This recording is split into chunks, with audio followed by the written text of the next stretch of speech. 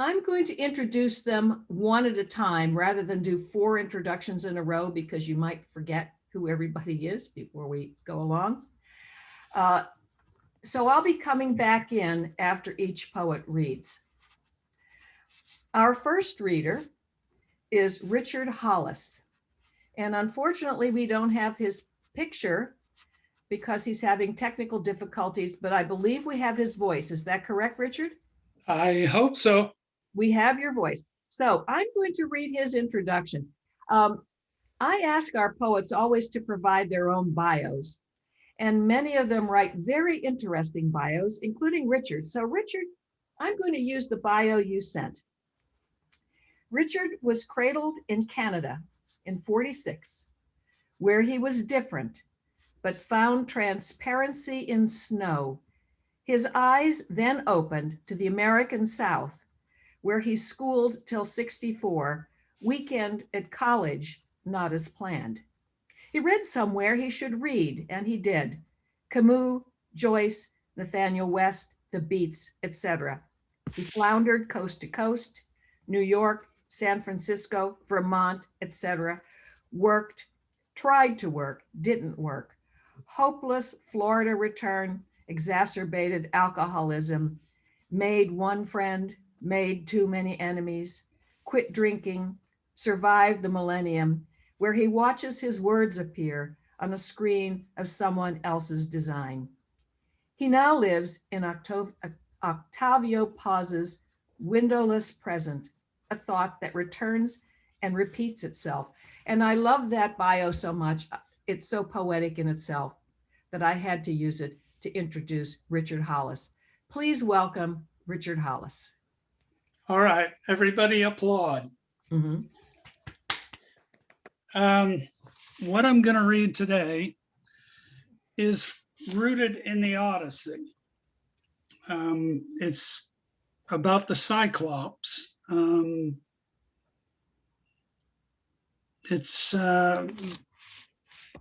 prefer to think of the Cyclops in modern terms, not as a fantastic figure that we see in the movies, but more like an individual who was born with one eye, a giant of a man born with one eye. We might consider the title of this piece Sympathy for the Cyclops. And for those of you who aren't familiar with Homer, and I'll do a little review here before I start. Where the Cyclops is left in the tale of the Odyssey is after Odysseus has blinded him. And if you've read it, Odysseus identifies himself as nobody and escapes from him with his crew beneath the belly of a sheep. So my piece here picks up at that juncture, and it's basically a monologue from the Cyclops. The title is What Was Said. Part 1. He pokes a probing fist into the corners of his shapeless quarters. Rubbing a ravaged eye, he rages at the unseen sun. Nobody. There's nobody. Yet even as resentment rises, offense veers into sullen vexation. Drunk on plundered wine you came, you rosy-cheeked assassins, stalking your rosy-fingered dawn. And now there's nothing but this mortifying reek of Judas sheep in their endless trails, of admonishing dome. With the worms of his fingers, he pokes at the table, absently tempting its edges and palming up dust. How is it that what I had to offer, free of alliance, came to be so desperately corrupted? What use had I for tribe or council? I had no need of laws, knew justice well as any man, knew the feel of it when it failed to thrive. And as for your blood-bound code of conquer and acquire, I turned my back on trust. So you branded me a boor, you heroes who rummage a man's soul only to spread rumors and compromise credibility. You tell the world I am no man, call me a lout, a loser, because I leave the earth to its immortal mystery, leave the sky to the clouded shades who own it. I say thoughts of domesticity and forged friendship bewilder an autonomous mind. Is it not true that whatever is needed is provided? Do we not all reap what is good and natural, what is salt and savory under the sun? More sentient than a soul-scoured savant, I tender my apology of the world, somewhere within the limits of the world, my vision spreading only as far as the world. Thus, I am not now asking what would be least disappointing in terms of a logical explanation, nor what might reopen my own impassive eye to the frame of our fractured future apart. Nor would I presume to understand in advance the trail I might eventually trace in turning one after another the pages of a past somehow scribed in absentia. All I might hope for is that my own determination is matched in reflective balance to yours, I to indomitable I. Part 2. The olive trees were neither olive nor trees. The Mediterranean sun shone native somewhere beyond the myopic margins of minute and mile, and all of what I saw through that infinity of sham and shine peculiar to yawning youth. But now to have outlived all that might have realized and still find myself traipsing, godless and defeated, through the impudence of what was. O history, O fate, would that we might all be born into this life by annihilating every future memory of it. Yet the visions remain, a bountiful sun, here where it must have all begun, here beyond the babble of a brutal blinding, here within the cranial cave of all this blind remembrance, lavish scent of dried cypress and wet roses, flooding the air through the ranks of an old and forgotten campaign. Yours was the will to impede, mine to simply endure, as one among the many. And in the gathering dimness, the mind is dimly divided as our own indefinite ideals. The wine-smeared crystal was casually smashed, the sullen beast set loose in the public square, and behind the cupped hands, the challenge never overtly spoken, a mere whisper through fingers of fear. Look, here he comes, his eye in the back seat. Let's see, can we get him to kiss a goat? But the reach of all that chaos would take on closer focus, and a momentous lapse of profane memory would provide entry into the sacred revelations of a lapsed life. And the rude passing of the moment would inform me that I was a man who once felt the need to breed into history that same legacy which might have identified me as a man, which might, in fact, have reminded all men of the murder of the animal in the mind. Yet, what rose from the riddling ashes of resolve turned out to be the continual expression of the continual moment, an arcane image from a collateral dream tossed up in a suffocating flower of flame, just as it collapsed into the promise of a purpose, the promise of a purpose in something as ghostly unredeemable as memory itself.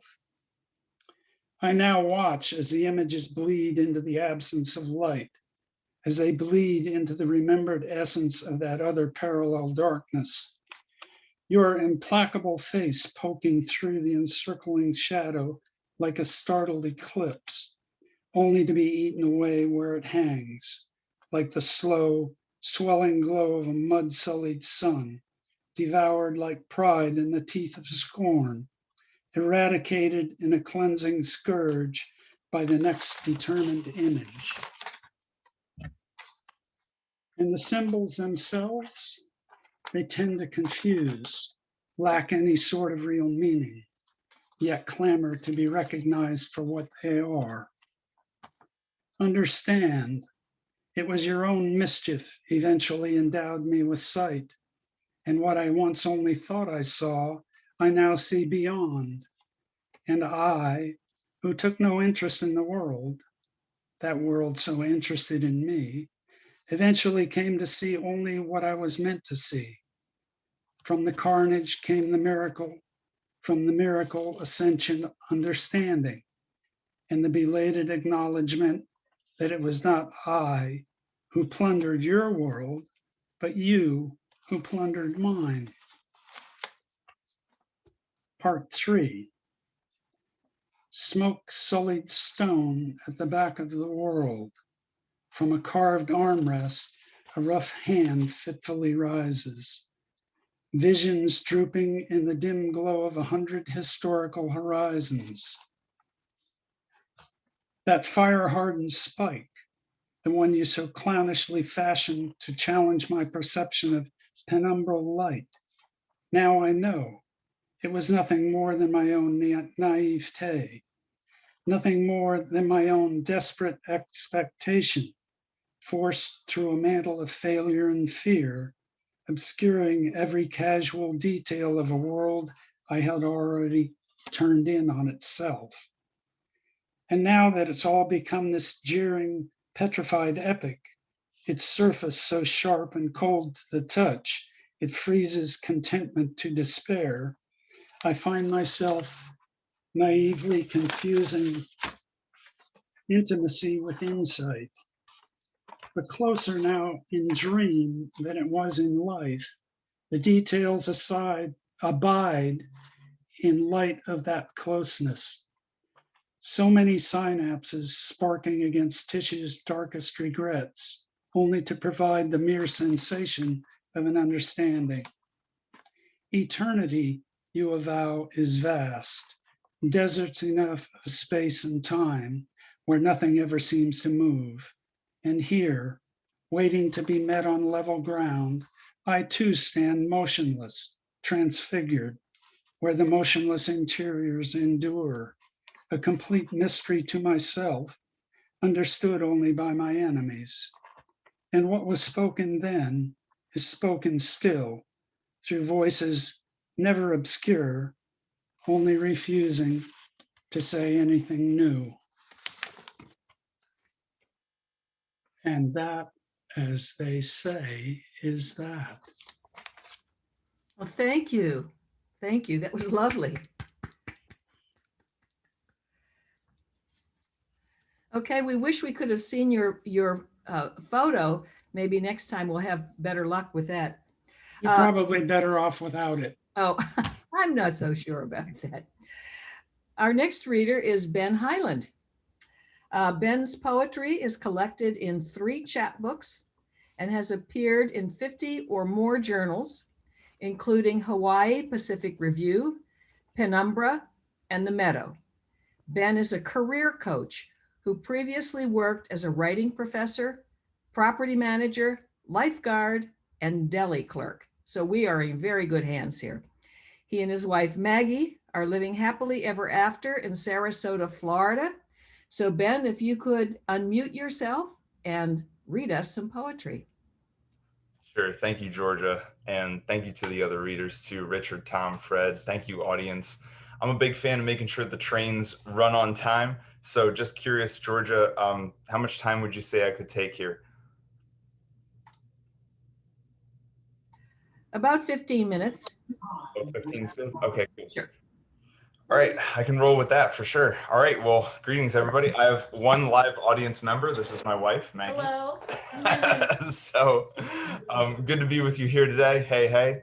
And a lot of the darker stuff that I think and feel gets channeled into my poetry. So you're going to see this weird wave of emotion where I'm a happy dude and then the poetry is not so happy. So bear with that. I also have 0 sports poems, but happy Super Bowl Sunday.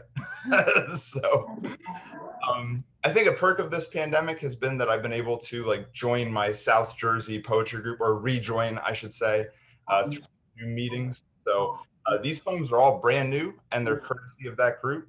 And so if you do happen to know of a small press who might like this style of poetry, please let me know because I'm currently shopping a scrapbook manuscript.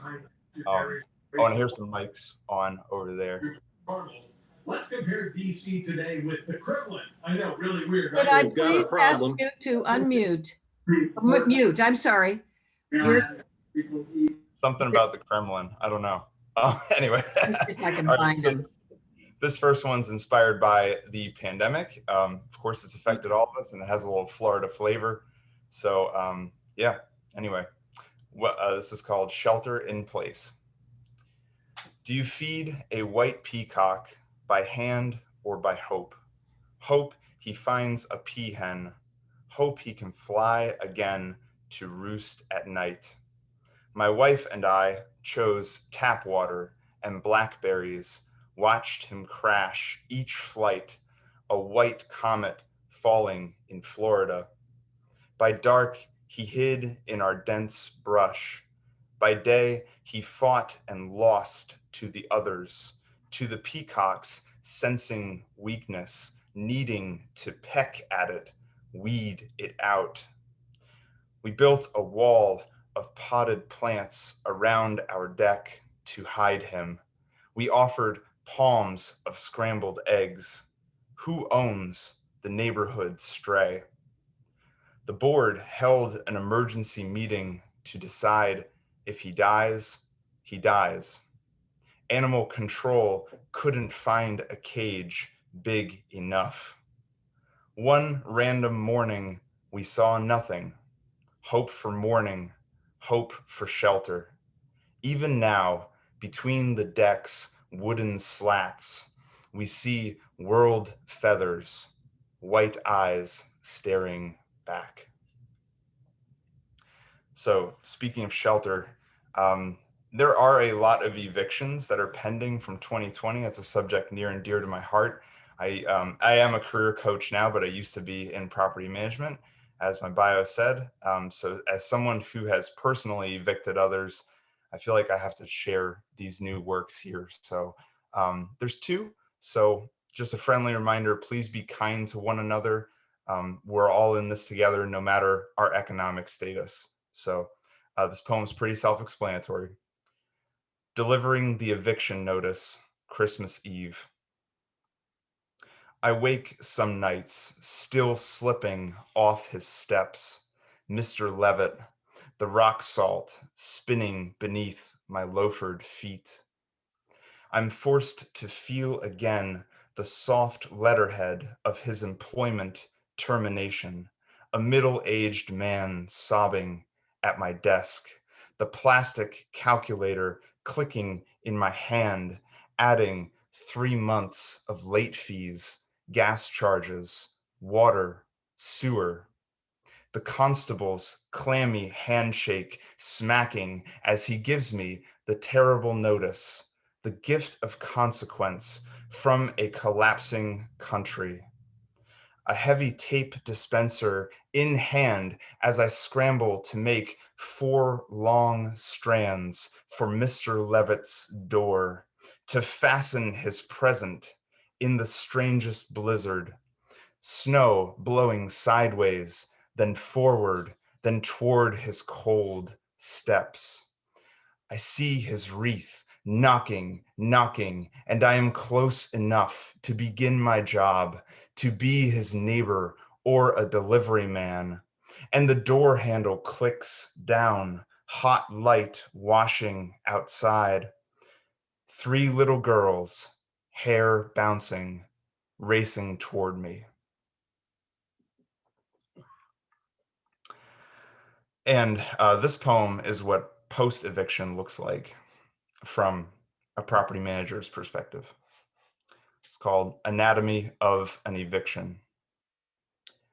Floor lamps, crib, bed, couch legs.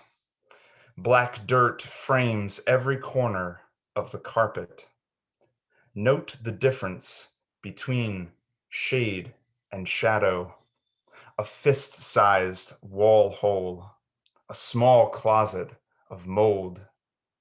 Curled cable snakes, ash ghosts in the fireplace. I drain a dark lake from the tub, watch it loudly cyclone down. Who owns this family and their museum, me or my company? Years of skin flakes suck and spit through the intake, swirl in diaper dust where light catches the dance. All right, so we're going to switch up the pace a little bit. Thinking these next 2 poems are a little crazier. So I mentioned property management, and as a career coach, I have to advise all of you, this is free advice, even if you're retired.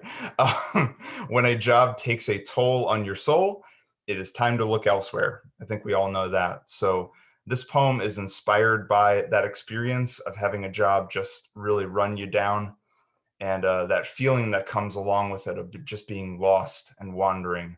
So buckle up. This is called Lunch Hour. 1.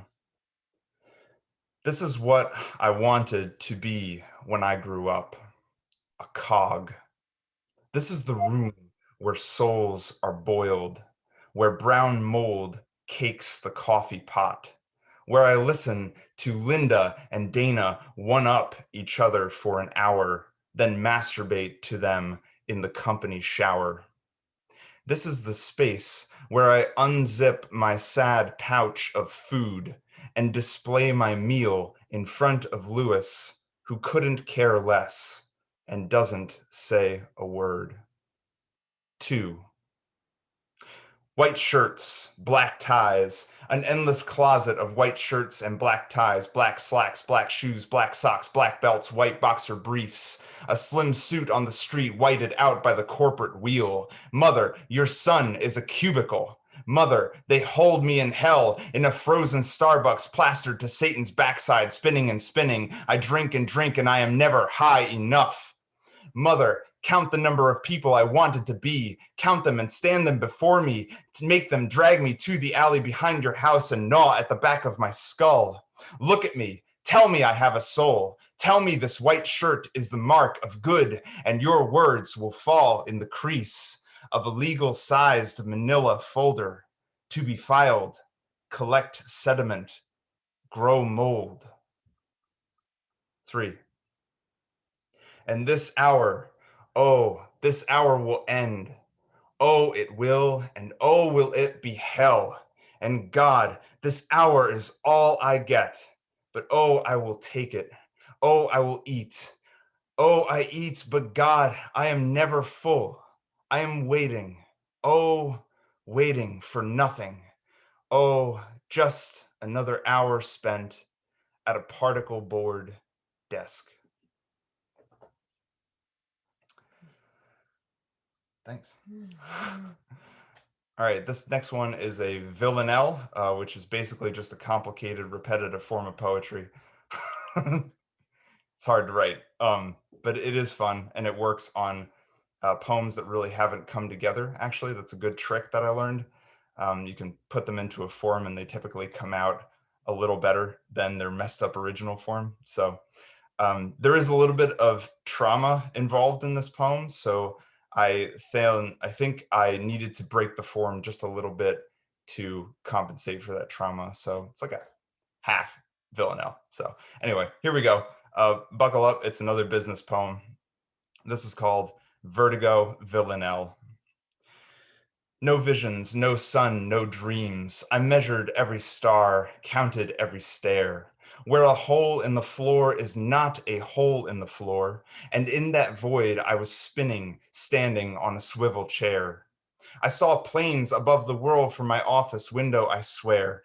There was a hole in the floor, a crevasse, a creak, an endless open door. No visions, no sun, no dreams. I measured every star, counted every stair. For the world, I could not speak a word, nor have a hand to spare. The ceiling was a floor, even when I moved toward the siren roar. In the city, we were spinning, heaven bent to cradle air. The planes bent toward us too, and all I did was stare at the hole in the floor, below the bottom of the floor, below the footsteps at the front door. No visions, no sun, no dreams. I measured every star, counted every stair.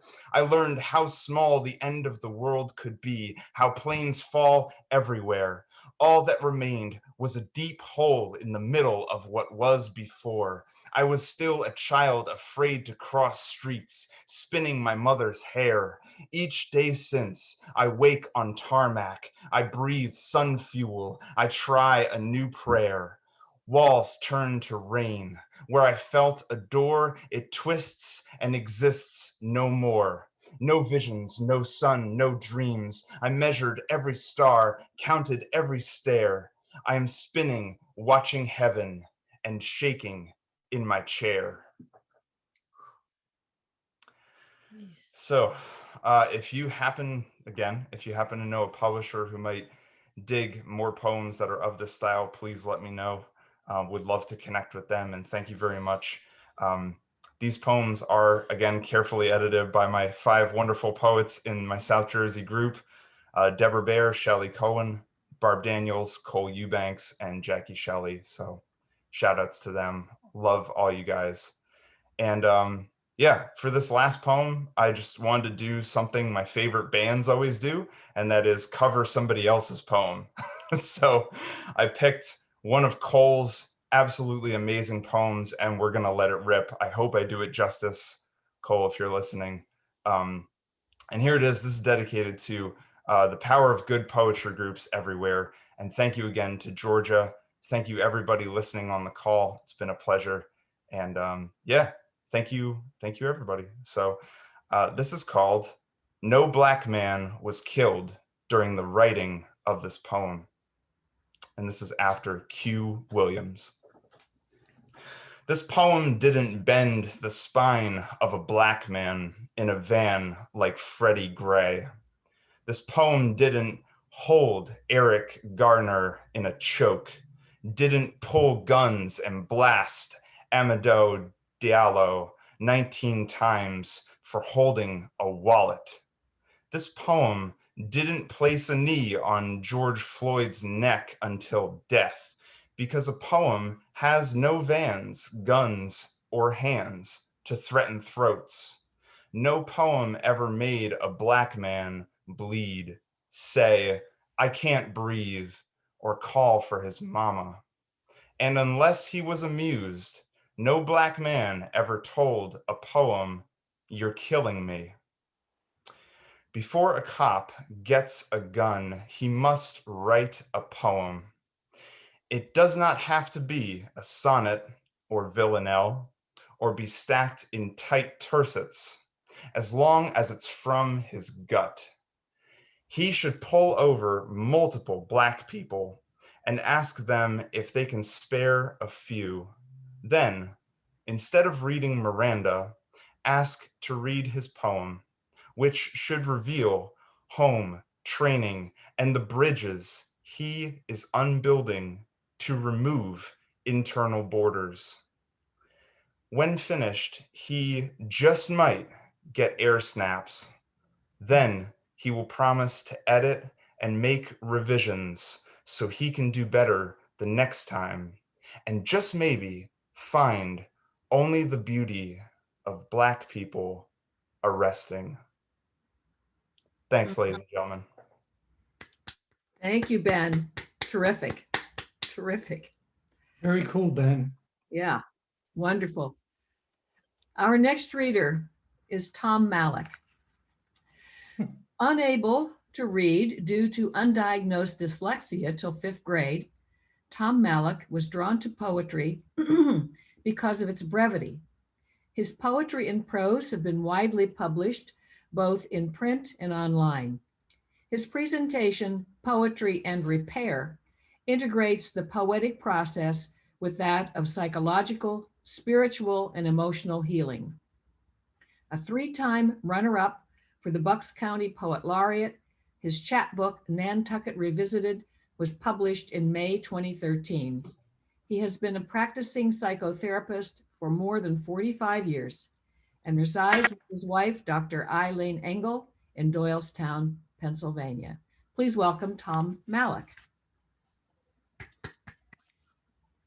Thank you so much, Georgia, for the invite and for the good company of these other poets. I'm going to tell you what I'm going to do up front and then just do it. So I'm going to begin with an old poem and end with an old poem. And in between, it's going to be mostly new work. And I'm going to end with a Valentine poem since it's almost Valentine. And in the meantime, in the in-between poems, there'll be poems about things that I know. Being a grandparent and a few poems that resonate with the experience of COVID, although they're not explicitly about the COVID crisis. The first poem is a way of addressing the fact that I couldn't read and my relationship to words that developed because I couldn't read. It's called Reading, a Travelogue. It begins with hearing each word in his head, hungry for meaning. Each word is a savored morsel, a silent meditation on rice. Orange. He hears the roundness, feels the roughness of the rind, sees the explosion of the rent flesh.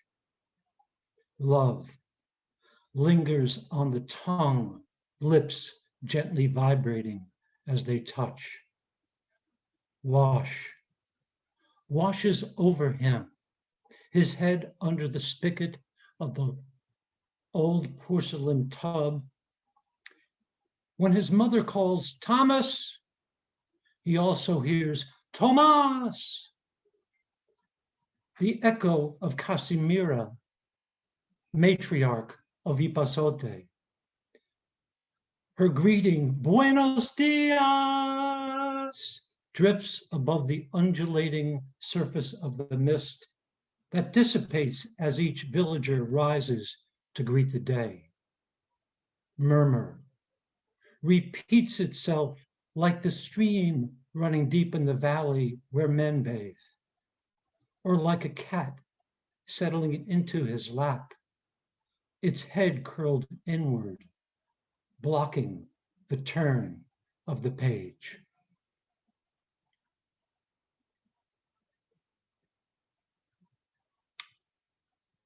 And now a grandfather poem. This is called Learning to Breathe.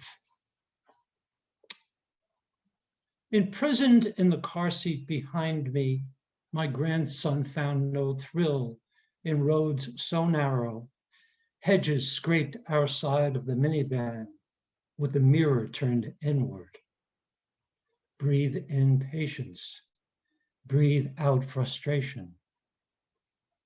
I didn't tell him he was breathing the moist sea air of Connemara. Breathe in patience, breathe out frustration. So inconsolable, the moo cow and pony parading across the sky, and the shafts of sunlight streaming between were no comfort. Breathe in patience, breathe out frustration. The approaching tour bus that appeared around a blind curve bearing down like a prehistoric beast, crowding us ever closer to the wrong side of the road. Breathe in patience, breathe out frustration, did not cause his wailing. He was just wailing his not quite 3-year-old protest. And I just coaching him and me. Breathe in patience, breathe out frustration.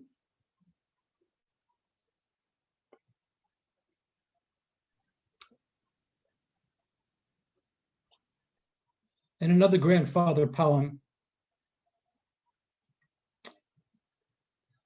This one's called Emptying the Atlantic. She's 3 years old and intent on emptying the Atlantic Ocean, one purple bucket at a time. One short sortie after another, with me nearby, into foamy surf, then brimming bucket spillage on her way to the dry sand. Me, I hear the waves and the way the small bubbles burst as they recede, and feel the sand's fine grains slowly bury my feet with each successive thrust of the incoming tide, keeping my other mind on her and the greedy ocean. She gets this sort of thing from my wife, her Nana.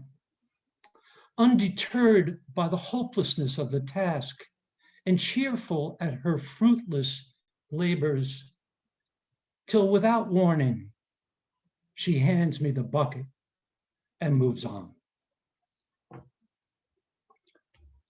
So the first one was about from my grandson, Sebastian, and the second was for his younger sister, Aurora. So here's I don't know if it's a COVID-related poem or not, but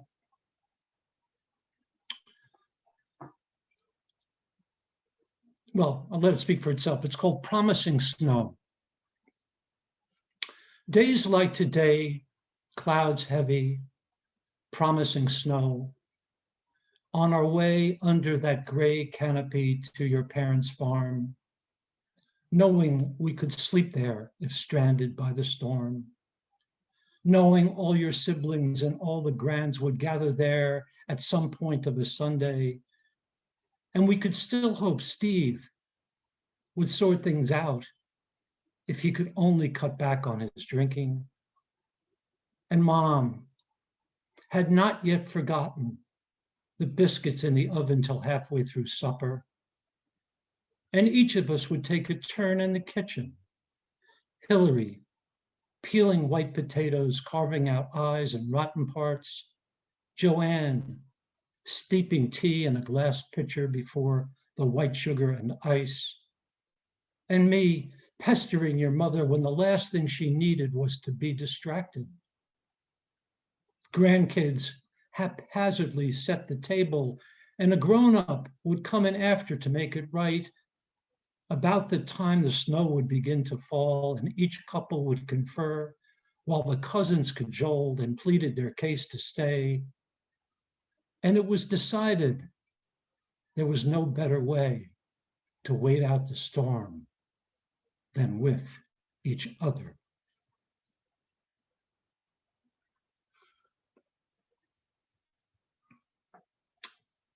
And here's a very recent poem.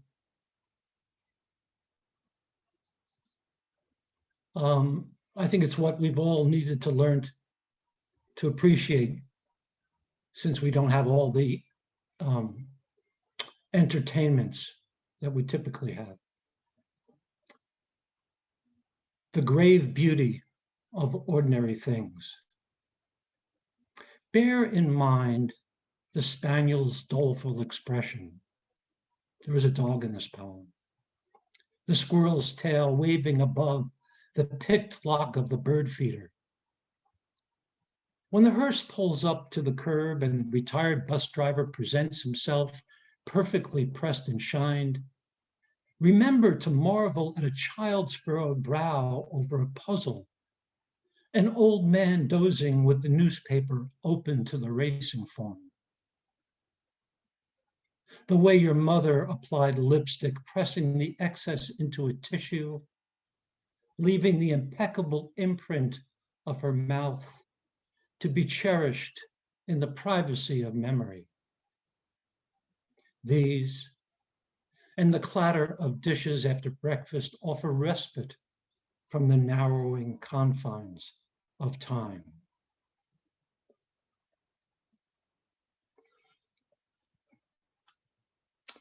And this one's also pretty new, and I want to shout out to my Uncle Victor, who I believe is in the audience.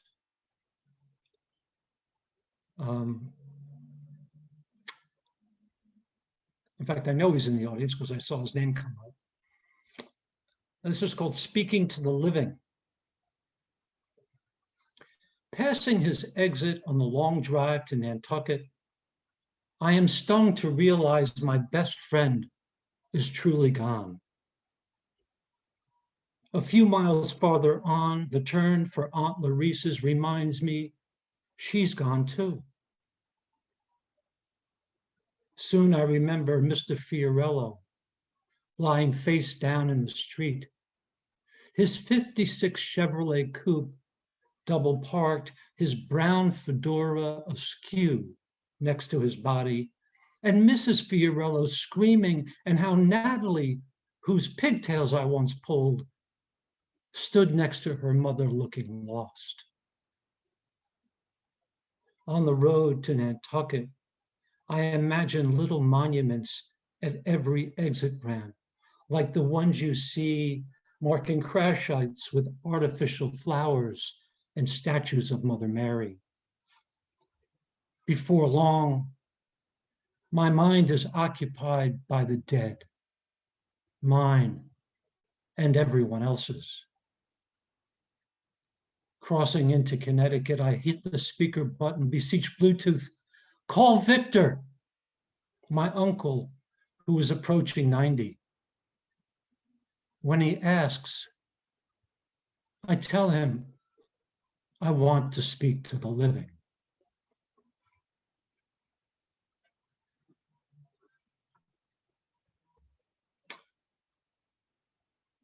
And this next one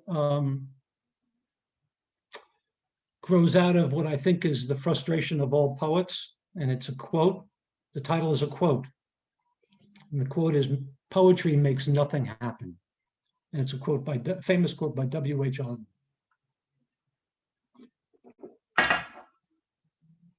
Another day, and I still haven't written a poem that keeps ice frozen in the spring when the toddler wanders out onto it. Nor have I written one that emulates a child who has located a smooth, flat stone among the pebbles and holds it up to the light. No poem that is up to the task of forgiveness, or even one that can walk the dog, empty the dishwasher, or fold the laundry. Useless poems. That's what I write.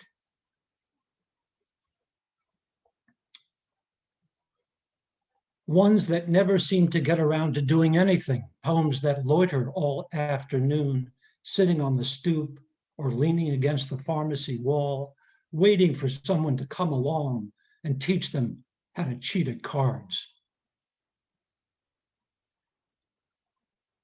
Poems that sleep until breakfast is over and everything is put away, then stumble into the kitchen expecting hot coffee. You know the ones that think great thoughts but can't get them down on the page, that are constantly late for work but insist their GPS told them they'd arrive 5 minutes early. My poems have nothing to show for themselves, don't pull their own weight, or pull themselves up by their bootstraps. But at least this poem is trying to come clean. What more can you ask of the written word than to try to tell the truth? This poem wants to confess it is not trying to do anything. But try as it may, it is not able to do that either.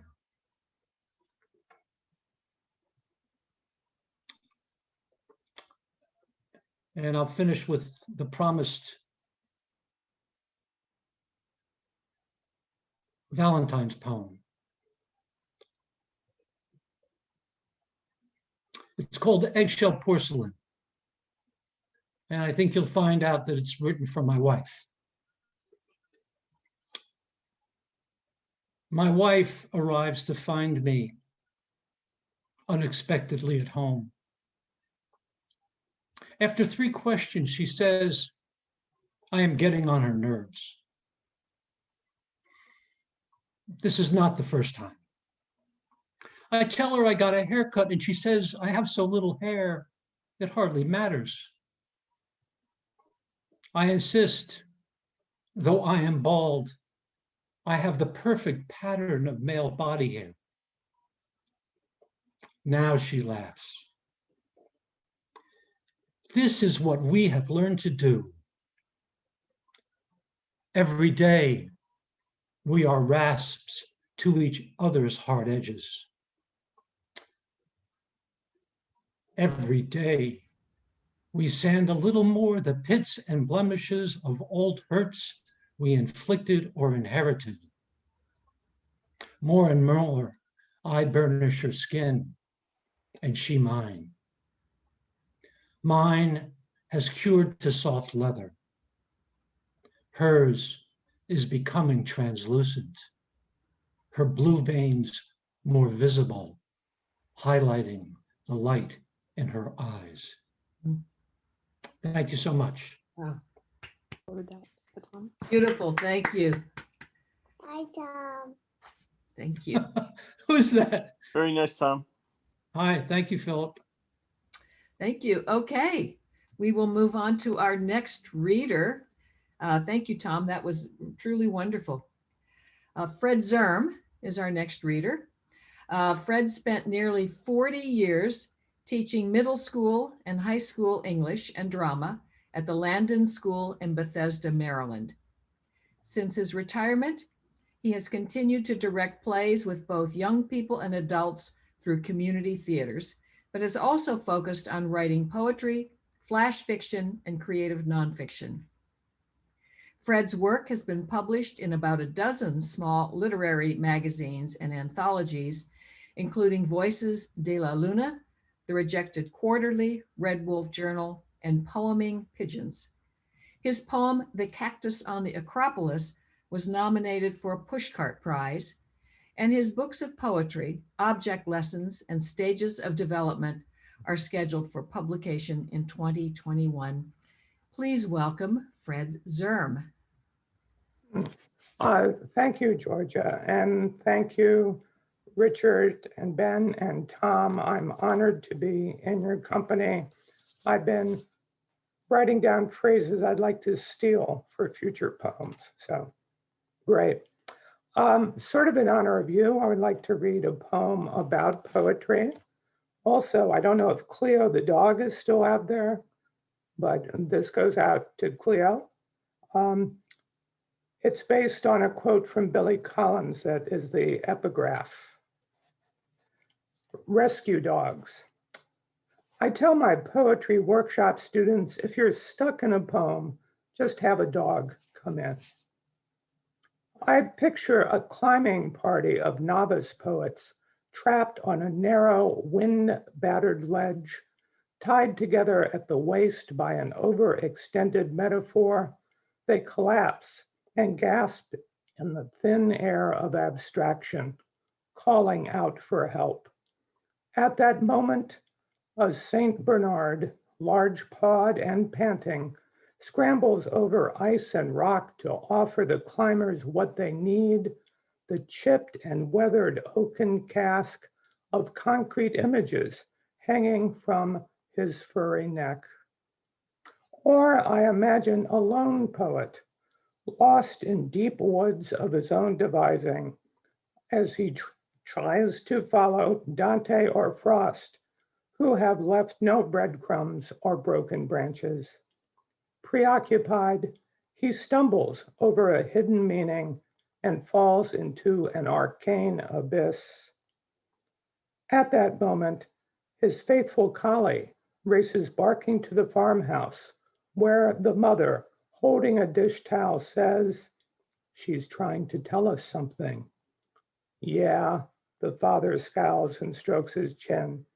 "Timmy's fallen down that damn well again." He spits in the barnyard dust, then wipes his mouth with the back of his hand.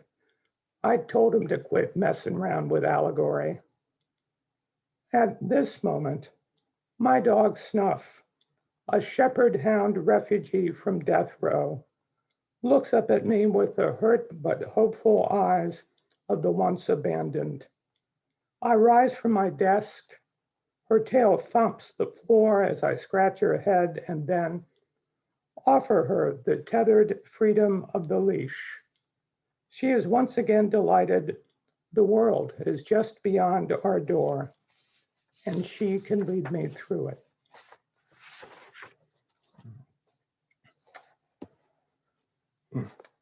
Thank you.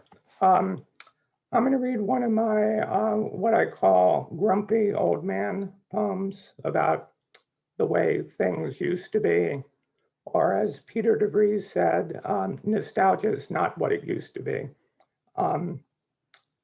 This is called General Electric's, an ode to the outmoded. I applaud the audible efforts of old appliances, the tick and chunk of Toastmasters, the whir and crunch of wearing blenders, the slosh and thump of the basement Maytag, even the ratcheted click of rotary phones, reeling in the person you called on miles and miles of dancing wires. You could hear how those things worked.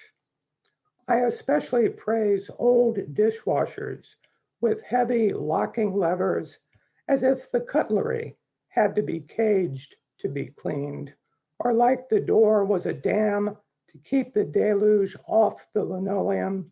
You could feel secure hearing the waters rage and churn in the bank vault of that machine. When ours leaked, my mother called the police. Now dishwashers close so casually, taking their prowess for granted. Of course we clean, they seem to say, and you won't even hear us run. They share a smugness with invisible microwaves, self-cleaning ovens, and the cell phones that sing their own praises. So many effortless achievements. When the whole world is a phone booth, everyone thinks he's Superman.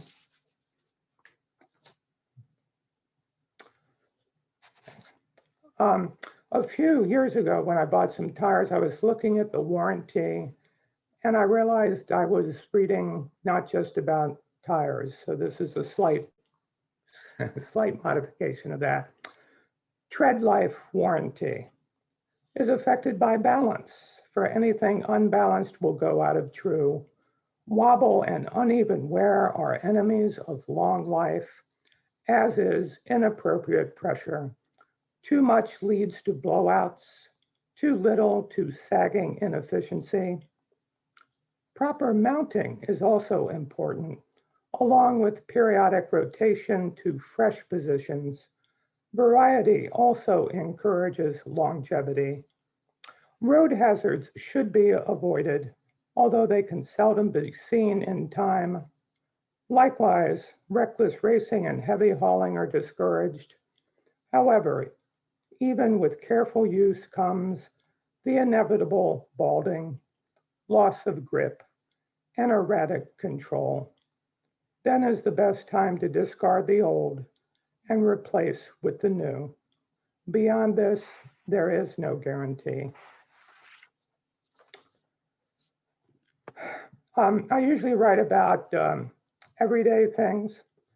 This is a little more exotic, and it's a poem that Georgia mentioned.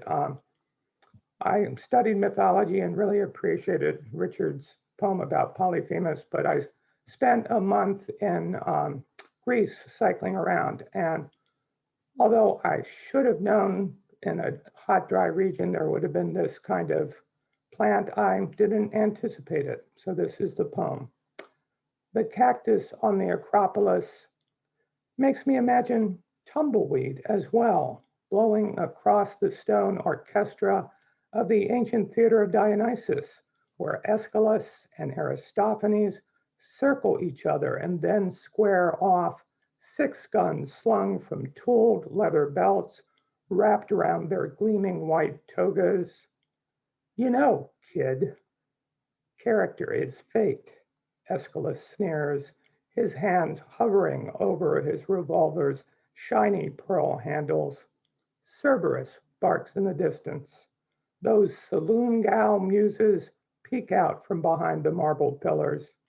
Thetis drags her young son Achilles by the heel off the street to safety. Smile when you say that, butch. Aristophanes replies and spits at his opponent's feet. The muses gasp. Thetis clutches Achilles close to her chest. The tragedian just stares at the dark spot in the dust and then looks his enemy in the eye.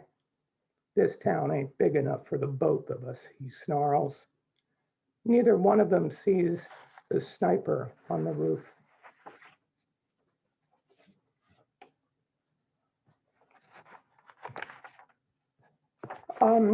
This one is entitled Self-Storage.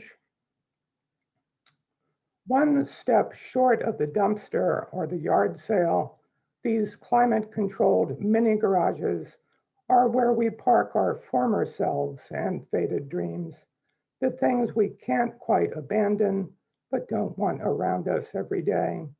The decoupage boxes and macrame plant holders from our artsy craftsy days. The guitars we always meant to learn to play. Father's favorite books we never read. The fondue pots we used to gather around with the Johnsons, who are now long divorced, all of us living in our separate states. All those things we promise ourselves to trash or give to Goodwill the next time we move, but then think we might embrace again once we learn to lead a larger life. I don't know if you're like me, thank you, and always leaving your umbrella someplace. So this is a sonnet, actually, or at least it's 14 lines dedicated to that. It's entitled Apologia pro Oblivio, apology for forgetting, to the latest of my lost umbrellas. Foul weather friend, forgive my forgetting you every time it turns fair, leaving you at some Cineplex or under a fast food chair.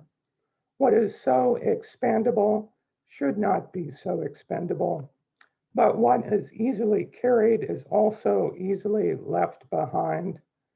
Abandon with just this second thought.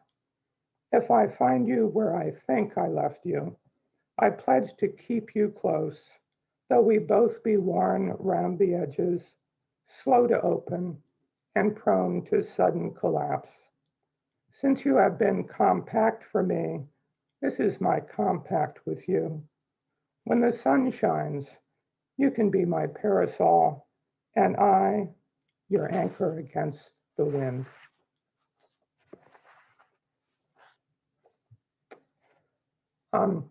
This is a poem that was written way back last time we had an economic crisis, and some of it might apply again, unfortunately. Hard Times, January 2009. The new year and the old bubbles have burst. Before Christmas, the neighbor's yard was filled with inflated hopes. Santa, Frosty, Rudolph, and the whole gang, spotlit and swaying in their own breezes, towering and teetering toward the holidays, a homegrown Macy's parade.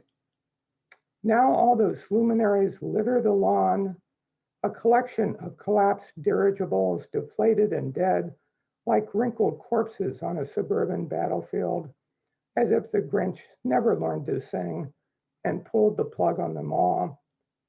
They've been there for weeks. Has that neighbor given up and quietly moved out? Or is he simply waiting for a miracle, for Santa to rise again as the Easter Bunny with all his eggs in some new basket that will make everything great again? I think I'll try to sneak this one in. I know Tom has written a poem about the GPS. In his poem, the GPS becomes the voice of his lover. As a psychotherapist, he can analyze why mind becomes a mother. The voice of the generic GPS sounds like a mechanical mother issuing calm warnings and quiet commands while shepherding us the way she wants us to go. And when we ignore her wise instructions, she scolds us to go back, go back, go back, until we have gone so far astray, she's forced to recalculate and pretend the bizarre route we've chosen is the one she recommended all along. Just looking at the time, I'd like to read one poem about from the chapbook that I hope comes out in November called Stages of Development. It's mostly about theater. And here's a poem about a role-playing game I used to use in the English classroom. International Airport. My classroom turns concourse. Each student dealt a role to play. Hotshot pilot, disguised rock star, desperate groupie, drunken doctor, pregnant woman, two terrorists searching for each other. All colorful characters bumping into each other with clear objectives, except for the one person sitting in a corner or wandering around the room while clutching the card that says, "Be yourself."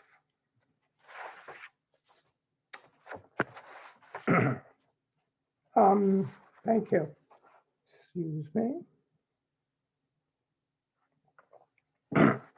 One short pandemic poem and then a personal poem. I'll just show you if you can see what this looks like because its shape has something to do with what it's about. It's called Shortness of Breath. We do not have time to take in all the world has to offer, or even enough time to offer the world all we have taken in. Excuse me again. And finally, sort of relating to Tom, a granddad poem written about 8 years ago when we first got word that my older daughter was about to have a baby. Matryoshka for Meg. And so the generations nest inside each other like reversible Russian dolls. The woman who is my child has a child within her now who may hold memories of me for future family tales, just as I recall my father's strength and my mother's touch when I think of infants in my arms.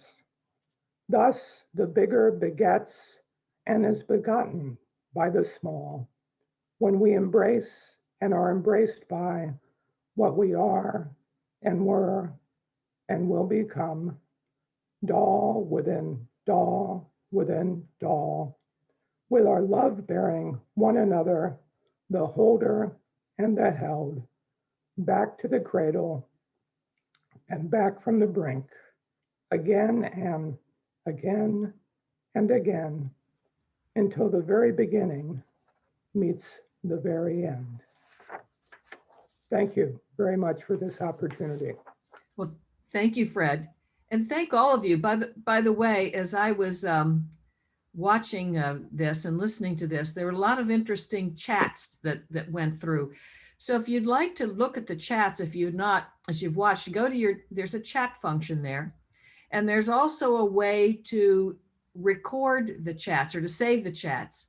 So you can actually print them out if you'd like to look at them later, particularly for the poets, I think. So thank you very much. And we can open it right now to anyone who might have a question or a comment. And if you do, there are a couple of screens here. So if you put your hand up, I may not see you, but unmute yourself and just kind of jump in with the question. So anybody out there with the question or comment? Yes, I have one. And please let us know who you are, so in case we're not picking Oh, up. this is Rick Hollis. Okay. I was wondering if it's possible to get in touch with the other poets. That's Got up you, Vic. I'm dropping my contact in the chat. Thank you. Yeah, I'm not that's- sure how to do that myself, so. I left my email address in the chat as well. Someone was asking about chapbooks or other publications, and I've left my email address. Anybody who wants a copy of my book, Nantucket Revisited, I'd be happy to get them a signed copy. Yeah. Like and a lot of Richard. poets, like a lot of poets, I have a lot of books left. Okay.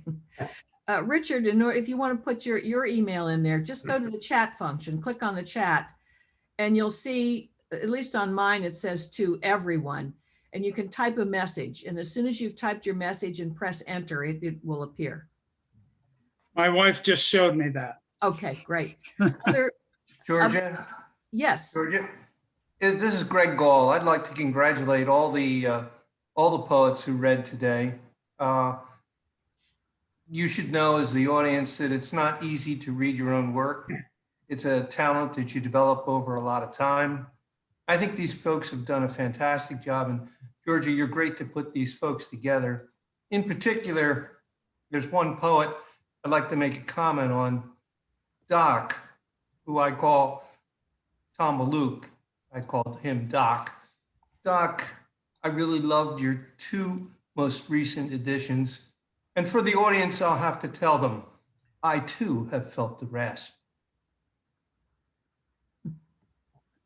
Well, thank you. Thank you for those comments. The rasp is sadly unavoidable. Everybody who knows me gets the rasp at some point. Poetry is like buying tires. There's no guarantee. Right. It's like getting your back scratched. I'd like to plug in my wow after Greg's comment and just say each poet that read, Rick, Ben, Tom, and the finale with Fred, it was just it's a great reading. Thank you. I have to agree to that. I think this may have been the best reading ever. I mean, 4 fabulous poets. Thank you. Thank you so much. Other comments? The subject of Tom's second grandchild poem would like to say hello to him. Hi, Rory. How are you, sweetie? You're good. Did you? Thanks for inspiring me. Yeah. Every day you inspire me, Rory. Yes, Daddy Boo. Anyone else like to say something? Just thank you for the venue. It was an opportunity I'm glad I didn't have to miss. I'm so glad also. So if there are no more, I'm open to other comments, but if there are no more, I will. Very enjoyable events, yeah. George, I just want to thank you again for inviting and allowing me to participate. And I'm looking forward to next year when I can come to the bookstore. And I hope your business keep going. You're doing a wonderful thing in Sarasota, and as are all the independent bookstores, but you especially in Sarasota. It's a great institution. I'm glad you're still here. Thank you, Tom. I appreciate it. And Here, let's you- hope all of us get our vaccines by next year, and we can all be together, and we can even shake hands and hug and give like little kisses on the cheeks when we see each other, right? Wouldn't that be good? Thank you, Georgia. Amazing work. This was an honor. My fellow poets, holy cow. That's all I got to say. You guys are great. Thank you so much. And thank you all. Thank you everybody for being here. It was a pleasure for me. I hope it was for you too. And please come and join us for some of the other poetry events that I mentioned earlier. Okay, bye. Thanks very Cheers. much, Bye-bye. Georgia. Cheers. Thank you. Bye. Bye. So how do I? And you just type your stuff